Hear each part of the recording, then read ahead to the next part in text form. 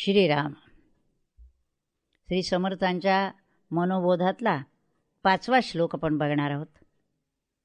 मना पापसंकल्प सोडून द्यावा, मना सत्य संकल्प जीवी धरावा, मना कल्पना ते नको विषयाची, विकारे घडे हो जनी सर्व छीछी. हे सगळे मनाचे श्लोक प्रासादिक असून इह आणि परलोक साधून देणारे आहेत. या श्लोकात समर्थ मनाला सांगतात, पापसंकल्प सोडून दे आणि सत्य संकल्प धर. मन सारखं संकल्प करीतच असतं, काही ना काहीतरी. मनाचा तो स्वभाव आहे. कोणता संकल्प करण्यात जीवाचं हित आहे, कोणत्या संकल्पात अनहित आहे, हे जाणून घेतलं पाहिजे. पापसंकल्प म्हणजे दुसऱ्याला त्रास पीडा देण्याचा कोणताही संकल्प. काही मंडळी हेतुपुरस्सर दुसऱ्याला नाना परीने पीडा देत असतात. शारीरिक पीडा नसली तरी दुसऱ्याला कठोर बोलणं, टोचून बोलणं, जिव्हारी लागेल असे शब्द, अशी दृष्टी, रोखून भेदकपणे पाहणं, या लहान गोष्टी वाटल्या तरी त्या दुसऱ्याला अत्यंत त्रासदायक होतात. मुद्दाम कोणाला पीडी दिली नाही, त्रास दिला नाही, तरी कळत न कळत अशी कृती घडते की ती दुसऱ्याला वर्मी लागते.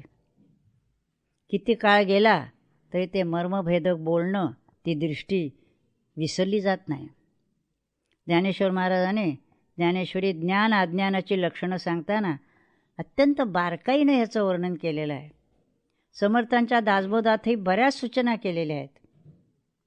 देह मी या अज्ञानाच्या पोटी मी, मला, माझं हा स्वार्थ येतो आणि मग पाप आपोआप घडत जातं.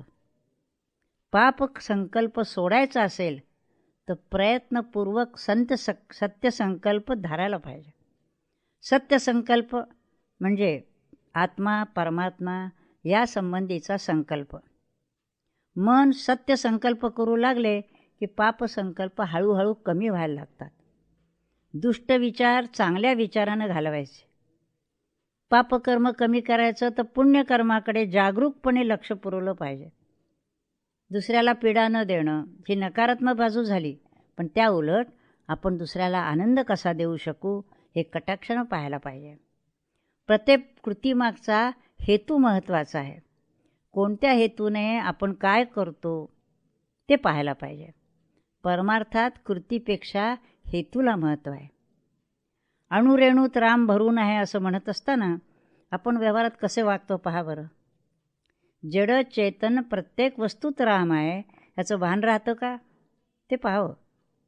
हृदयस्थ राम आपल्या प्रत्येक कृतीकडे, मनातील सूक्ष्म विचारांकडे लक्ष ठेवून असतो. याची जाणीव असते का आपल्याला? जर असेल तर वेडेवाकडी कृती हातू द्याच, पण वेडावाकडा विचार देखील मनात येणार नाही. मनात येणारा विचार इतरांना समजला नाही तर हृदयस्थ परमेश्वराला निश्चित समजतो, याचं भान ठेवायला पाहिजे. मनात देखील कोणाच्या अनहिताचा विचार आला तर ते पाप आहे. ती पापबुद्धी, पापसंकल्प सत्य संकल्पानं दूर करायचा. सदा सर्वदा रामसन्निध आहे, कृपाळूपणे अल्पधारिष्ट पाहे. रामाच्या भीतीनं पापसंकल्प टाळण्यापेक्षा रामाची कृपा व्हावी म्हणून सत्य संकल्प जीवी धरावा. त्यात जीवाचंच अंतिम कल्याण आहे. देवाच्या इच्छेने वर्तावे, देव करील ते मानावे, हे समर्थ वचन अखंड नजरेसमोर राहावं आणि मनाचा प्रत्येक संकल्प सत्य संकल्पच होईल अशी खबरदारी घ्यावी. आपण दिवसभर शब्द, स्पर्श, रूप, रसगंध हे नाना विषय भोगत असतो. त्या विषयाच्या स्मरणाने आपली वृत्ती विषयाकार होत असते, बहिर्मुख होते. ती वृत्ती अंतर्मुख आत्माकार व्हावी. हा विषय मी भोगतो असा विचार सोडून अलिप्तपणाने सोहम भावात राहावं.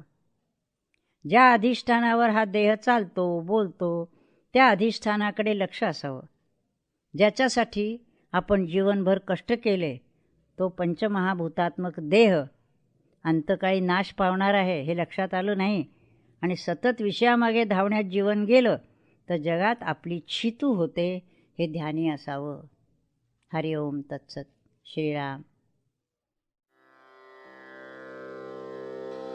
श्रीराम.